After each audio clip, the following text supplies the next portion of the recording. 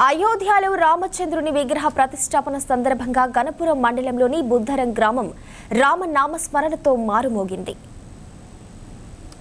అయోధ్యలో రామచంద్రుని విగ్రహ ప్రతిష్టాపన పురస్కరించుకుని బుధవారం గ్రామంలోని శ్రీ పర్వతావర్ధిని రామలింగేశ్వర స్వామి ఆలయంలో శ్రీ సీతారామచంద్ర స్వాముల ఉత్సవమూర్తులకు ప్రత్యేక పూజలు నిర్వహించారు.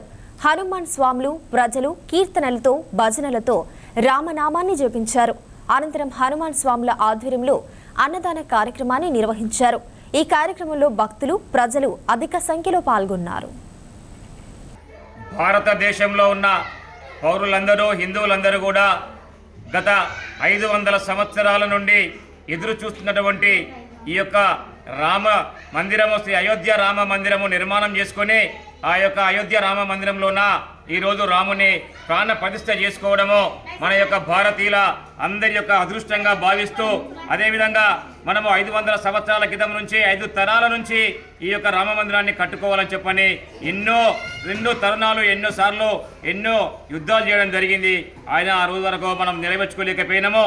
కోర్టులో గెలిచి ఇదే సంవత్సరము మరి అయోధ్య నిర్మాణాన్ని నిర్మించుకొని ఆ యొక్క అయోధ్య నిర్మాణంలోన ఈ యొక్క రాముని ప్రాణ ప్రతిష్ఠ చేసుకోవడము మన భారతీయుల అదృష్టంగా భావించుకుంటున్నాము. అదేవిధంగా దానికి మద్దతుగానే ఈరోజు ఈ యొక్క మన బుద్ధారం గ్రామంలో ఉన్నటువంటి శ్రీ పర్వతవర్ధిని రామలింగేశ్వర స్వామి దేవస్థానంలోన ఈ యొక్క రాముని లక్ష్మణి సీత ఉత్సవ విగ్రహాలను పెట్టి ఈరోజు శ్రీరామనామ స్మరణిస్తూ భజనలు చేసి ఈ యొక్క బుద్ధారం గ్రామంలో ఉన్నటువంటి శ్రీ పర్వతవర్ధిన రామలింగేశ్వర స్వామి దేవాలయంలో భజన కార్యక్రమాలు చేపట్టడం జరిగింది.